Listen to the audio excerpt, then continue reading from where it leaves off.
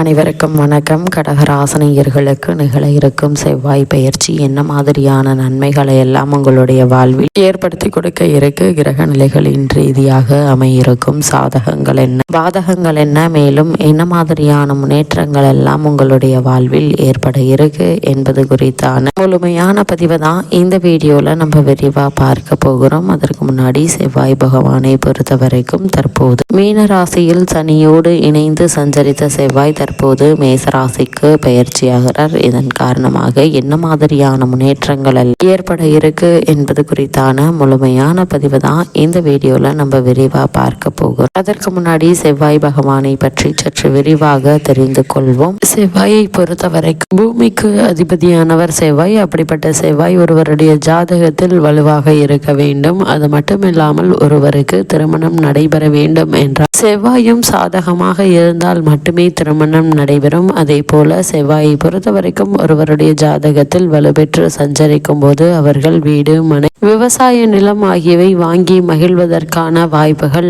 அதிகம் உண்டுங்க. அது மட்டும் இல்லாம அதை தவிர்த்து செவ்வாய் சாதகமின்றி சஞ்சரித்தால் தேவையில்லாத பல இன்னல்களை நீங்கள் சந்திக்க வேண்டிய ஒரு நிலை ஏற்படுவதற்கான சாத்தியக்கூறுகள் அதிகம் இருக்கு. அது மட்டும் இல்லாம செவ்வாய் பகவானை பொறுத்த வரைக்கும் சிவப்பு நிறத்திற்கு அதிபதி இவரே ஆவார். இதன் காரணமாக மருத்துவம், இராணுவம், விவசாயம், அதே போல் மண்ணால் செய்யக்கூடிய மண்பாண்டங்கள் ஆகியவற்றிற்கு இவரே அதிபதி ஆகிறார். இவ்வளவு மேன்மைகள் கொண்ட செவ்வாய் ஒருவருடைய ஜாதகத்தில் வலுப்பெற்று சஞ்சரிக்கும் போது அவர்கள் மருத்துவ சம்பந்தமான படிப்பு அல்லது இராணுவத்தில் இணைவது சம்பந்தமான முயற்சிகளை மேற்கொண்டு வருபவர்களுக்கு சிறு முயற்சியிலேயே நல்ல ஒரு முன்னேற்றம் நிச்சயம் ஏற்படும் என்பதை கிரக நிலைகள் உறுதியளிக்குது. அதே போல செவ்வாய் 7ஆம் இடத்திலோ அல்லது 7ஆம் பார்வை பெற்று சஞ்சரித்தாலோ அவர்களுக்கு செவ்வாய் திசை அல்லது செவ்வாய் தோஷம் ஏற்படுவதற்கான வாய்ப்புகள் இருக்குதுங்க. இதன் காரணமாக அவர்களுக்கு திருமண தடை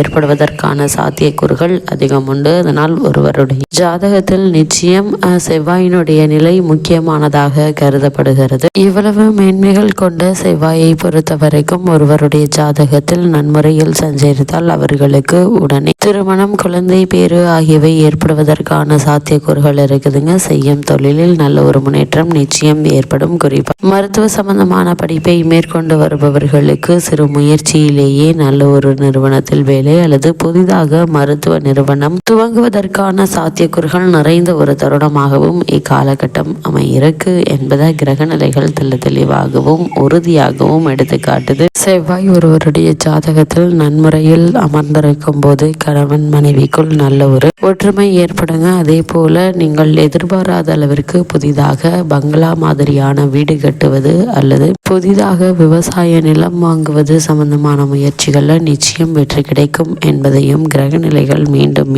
உறுதியளிக்குது. அது மட்டும் இல்லாம செவ்வாயை பொறுத்தவரை கலைத்துறையில் உள்ளவர்களுக்கு நல்ல ஒரு வாய்ப்புகள் ஏற்படுங்க. குறிப்பாக ஸ்டண்ட் நடிகர்களுக்கு நல்ல ஒரு முன்னேற்றத்தை ஏற்படுத்தக்கூடிய ஒரு கிரகமாக செவ்வாய் அமைகிறது என்பதை கிரக நிலைகள் மீண்டும் தெளிவுபடுத்துது. செவ்வாயை பொறுத்த வரைக்கும் மற்ற கிரகங்களை விட ஒரு செயலை துரிதமாக செய்து தடாலடியாக முயற்சிகளை மேற்கொண்டு வெற்றி காணக்கூடியவர். அது மட்டுமில்லாமல் புதனை பொறுத்த வரைக்கும் அவர் புத்தி மற்றும் கல்விக்கு உரியவர். அதே போல் செவ்வாய் ஒருவருடைய ராசியில் பலம் பெற்று சஞ்சரித்தால் அவர்களுடைய உடல் ஆரோக்கியம் மற்றும் அழகில் அவர்கள் அதிக கவனம் செலுத்துவார்கள். குறிப்பாக உடற்பயிற்சி கூடங்களில் தமது உடலை கட்டுக்கோப்பாக வைத்திருப்பவர்கள் செவ்வாயினுடைய ஆதிக்கத்தில் பிறந்தவர்களாக இருப்பார்கள். அதே போல் செவ்வாய் உரையில் பிறந்தவர்கள் அதிகம் செவ்வாயினுடைய ஆதிக்கம் பெற்றவர்களாகவே இருப்பார்கள். இவர்கள் அதிகம் தன்னுடைய உடல் ஆரோக்கியத்தில் கவனம் செலுத்தக்கூடியவர்களாக இருப்பார்கள். இவர்கள் தடாலடியாக எந்த ஒரு காரியத்தையும் மேற்கொண்டு வெற்றி காணக்கூடியவர்கள். அதே போல கலைத்துறையில் இருக்கக்கூடியவர்கள் செவ்வாயினுடைய ஆதிக்கம் பெற்றவர்கள் மிக பெரிய செல்வாக்குடன் சிறந்திருப்பார்கள். மற்ற கிரகங்களான புதன், குரு, சுக்கிரன் ஒரு செயலை செய்ய வேண்டும் என்றால் ஒரு முறைக்கு இருமுறை ஆழ்ந்து யோசித்து பொறுமையாக செய்யும் கிரகங்களாகவே அமைகிறது. ஆனால் செவ்வாயை பொறுத்தவரைக்கும் ஒருவருக்கு நிச்சயம் செய்தாக வேண்டும் என்றால் தடாலடியாக ஒரு செயலை செய்ய வைத்து வைத்து வெற்றியும் காண வைப்பார் என்பதை செவ்வாயினுடைய நிலை தெளிவாகவும் உறுதியாகவும் எடுத்து காட்டுது. அது மட்டும் இல்லாம செவ்வாயை பொறுத்த வரைக்கும் ஒருவருடைய ஜாதகத்தில் பலம் பெற்று சஞ்சரிக்கும் போது அவர்கள் உணவு விஷயத்திலும் அதிக கவனத்தோடு இருப்பார்கள். இதை தான் சாப்பிட வேண்டும், இதை சாப்பிடக்கூடாது என்பது சம்பந்தமான விஷயங்கள்ல அதிக எச்சரிக்கையோடும் கவனமோடும் இருக்கக்கூடியவர்களாக இருப்பார்கள். ஒருவருக்கு செவ்வாயினுடைய தசை நடக்குமானால், அதுவும் அவருடைய ஜாதகத்தில் செவ்வாய் பலமாக இருக்கும் பட்சத்தில்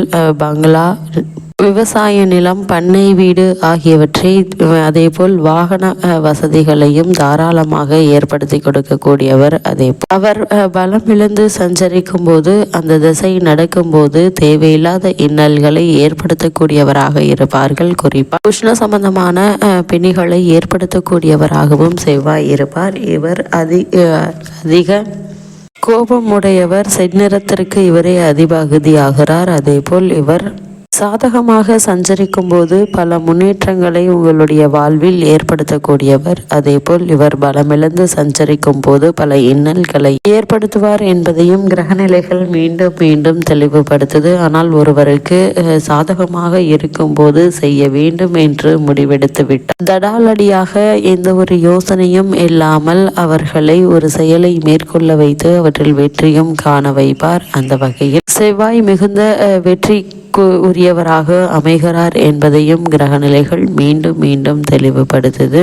இவ்வளவு மேன்மைகள் கொண்ட செவ்வாய் தற்போது மேச ராசியில் சஞ்சரிக்கிறாருங்க. அவர் உங்களுடைய ராசிக்கு 5, 10 ஆகிய இடங்களுக்கு அதிபதியானவர். செவ்வாய் யோகம் செய்யும் கிரகம் 10ல் சஞ்சரிப்பதால் இக்காலம் ஒரு பொற்காலமாக அமையிருக்குதுங்க. இடம் பூமி சேர்க்கையும் வீடு கட்டு யோகமும் உண்டுங்க. பிள்ளைகளின் எதிர்கால நலன் கருதி எடுத்த முயற்சி வெற்றி பெற இருக்கு. வாங்கிய சொத்தை விட்டுவிட்டோமே என்று கவலைப்பட்டவர்களுக்கு இடம் வாங்கும் யோகம் உண்டு என்பதால் அதற்கான முயற்சிகளை இப்போது நீங்கள் தாராளமாக முயற்சிக்கலாங்க. சிறு முயற்சியிலேயே நல்ல ஒரு முன்னேற்றம் நிச்சயம் உங்களுடைய வாழ்வில் ஏற்பட இருக்குதுங்க. அதே போல் பொது வாழ்வில் உள்ளவர்களுக்கு நினைத்தது ஒன்றும் நடப்பது நேரமாக இருக்குங்க. வியாபாரம் தொழில் செய்பவர்களுக்கு கூடுதல் லாபம் கிடைக்க இருக்கு. அதே போல் உத்தியோகத்தில் உள்ளவர்களுக்கு மகிழ்ச்சியான செய்திகள் வந்து சேரும். கலைஞர்களுக்கு விருதுகளும் பாராட்டுகளும் கிடைக்க இருக்குதுங்க.